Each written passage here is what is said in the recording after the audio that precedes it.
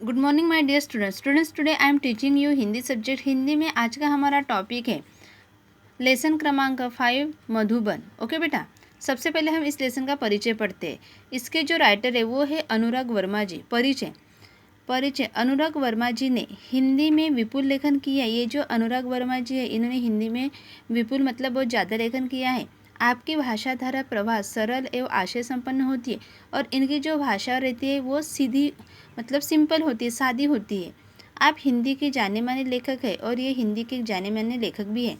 गद्य संबंधी प्रस्तुत पाठ में श्री अनुराग वर्मा ने प्रसिद्ध लेखक डॉक्टर रामकुमार वर्मा जी का साक्षात्कार लिया है। ये जो लेसन है बेटा, यहाँ पे जो हमारे राइटर अनुराग वर्मा जी है इन्होंने एक प्रसिद्ध लेखक डॉक्टर राजकुमार वर्मा जी का साक्षात्कार मीन्स इंटरव्यू लिया है। यहाँ अनुराग जी ने डॉक्टर वर्मा जी से उनकी काव्य रचना की प्रेरणा, लौकिक पारलौकिक प्रेम, देश की राजनीतिक स्थिति आदि पर प्रश्न पूछे हैं। डॉक्टर वर्मा जी ने इन प्रश्नों के बड़ी बेबाकी से उत्तर दिए हैं।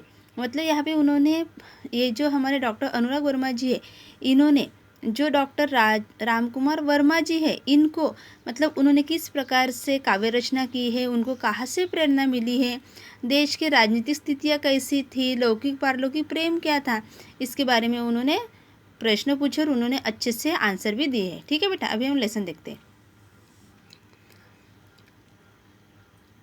सुबह का समय था। मैं डॉक्टर रामकुमार वर्मा जी के प्रयाग स्टेशन स्थित निवास मधुबन की ओर रफ्तार से चला जा रहा था क्योंकि 10 बजे उनसे मिलने का समय था। वो बता रहे कि सुबह का समय था और मैं डॉक्टर रामकुमार वर्मा जी के मतलब जहाँ प्रयाग स्टेशन है वहाँ पर उनका निवास स्थान है, उसका नाम है मधुबन।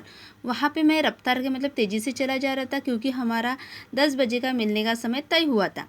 वैसे तो मैंने डॉक्टर साहब को विभिन्न उत्सवों, संगोष्ठियों एवं सम्मेलनों में देखा था, परंतु इतने निकट से मुलाकात करने का यह मेरा पहला अवसर था। वो बता रहे कि वैसे तो मैंने डॉक्टर जी को बहुत सारे फेस्टिवल में देखा था, चर्चा सत्र, संगोष्ठियाँ मतलब चर्चा सत्र में देखा था, सम्मेलन में देखा था, लेकिन ये फर्स्ट टाइम था कि मैं पास से उनसे मुलाकात कर रहा था।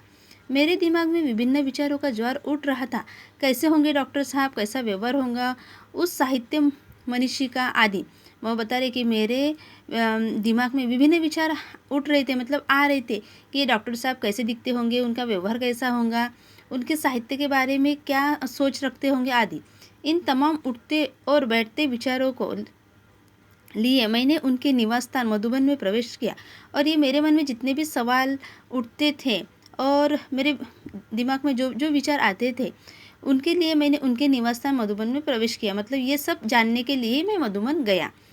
काफ़ी सांस करके दरवाजे पर लगी घंटी बजाई। नौकर निकला और पूछ बैठा, क्या आप अनुराग जी हैं?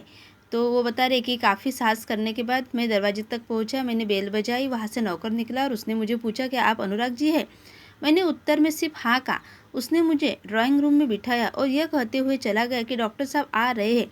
इतने में डॉक्टर साहब आ गए। अनुराग जी कैसे आना हुआ? आते ही उन्होंने पूछा। वो बता रहे कि उन्होंने मुझे ड्राइंग रूम में बिठा लिया और बोले कि आप बैठिए, डॉक्टर साहब आ रहे हैं। और उतने में डॉक्टर साहब आए और उन्होंने पूछा कि अनुराग जी आप कैसे हो? मैंने कहा, डॉक्टर साहब कुछ प्रसंग जो आपके जीवन से संबंधित है और उनसे आपको जो महत्वपूर्ण प्रेरणाएं मिली हो उन्हीं की जानकारी हेतु आया था। फिर उन्होंने क्या कहा कि डॉक्टर साहब आपके जीवन में जितने भी प्रसंग मतलब जो प्रसंग आपके जीवन से संबंधित है उनसे आपको जो महत्वपूर्ण प्रेरणा मिली है उन्हीं की जानकारी के लिए मैं यहाँ पर आया था। डॉक्टर साहब ने बड़ी सरलता से कहा, अच्छा तो फिर पूछिए। फिर डॉक्टर साहब क्या बोलते, अच्छा ठीक है ना, फिर क्वेश्चन कीजिए ना। प्रश्न, डॉक्टर साहब काव्य रचना की प्रेरणा आपको कहाँ से और कैसे प्राप्त हुई? इस संदर्भ में कोई ऐसा प्रसंग बताने का कष्ट करे जिसने आपके जीवन के अंतरंग पहलू को महत्वपूर्ण मोड़ दिया। फिर उन्होंने पूछा कि डॉक्टर साहब आप मुझे बताइए कि आपके जीवन में काव्य रचना की प्रेरणा आपको कहाँ से प्राप्त हुई और इस ऐसा प्रसंग बताइए कि बताने का कष्ट करे कि जिसके आपके जीवन के अंतरंग पहलू को महत्वपूर्ण मोड़ दिया। मतलब ऐसा कुछ इवेंट्स बताइए, प्रसंग बताइए कि उसके वजह से ही आपका जीवन पूरी तरीके से बदल चुका हो। उत्तर, पहले तो मेरे जीवन में समाज की अंध व्यवस्था के प्रति विद्रोह अपने आप ही उदित हुआ। वो बता रहे कि मेरे जीवन में ये समाज की जो अंध व्यवस्था थी उसके प्रति तो अपने आप ही विद्रोह उदित हुआ, मतलब मेरे शरीर में उत्पन्न हुआ। सन 1921 में जब मैं केवल 15.5 वर्ष का था, गांधी जी के असहयोग आंदोलन में पारिवारिक एवं सामाजिक व्यवधानों से संघर्ष करते हुए मैंने भाग लिया। वो बता रहे कि सन 1921 में जब सिर्फ मैं 15 साल का था, मतलब 15.5 मतलब 15 साल 6 महीने का जब था, तभी से मैंने ये जो गांधी जी का असहयोग आंदोलन चल रहा था, उसमें मैंने पारिवारिक एवं सामाजिक व्यवधानों से संघर्ष करते हुए मैंने भाग लिया।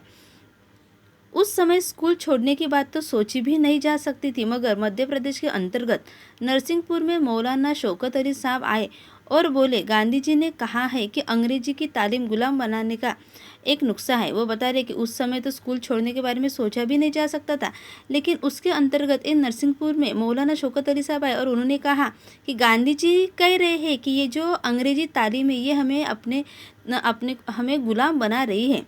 तपश्चात आवाज़ तेज करते हुए कहने लगे, है कोई माई का लाल जो कह दे कि मैं कल स्कूल नहीं जाऊंगा। मैंने अपनी माँ के आगे बड़ी ही श्रद्धा से स्कूल न जाने की घोषणा कर दी और तब बोलने लगे कि अगर कोई ऐसा है कि जो स्कूल नहीं जा सके तो मुझे बता दे। तो राइटर ये वर्मा जी बता राम कुमार वर्मा जी बता रहे कि मैंने बड़े ही श्रद्धा से अपने माँ के सामने स्कूल न जाने की घोषणा कर दी। सभी लोग सख्ते में आ गए। बात भी अजीब थी कि उन दिनों एक डिप्टी कलेक्टर का लड़का विद्रोह कर रहा था, मतलब सभी लोग कैसे सख्ते में आ गए थे और वहाँ पे एक डिप्टी कलेक्टर का जो लड़का था विद्रोह कर रहा था। लोगों ने बहुत समझाया और उनको लोगों ने बहुत समझाया था। ओके बेटा।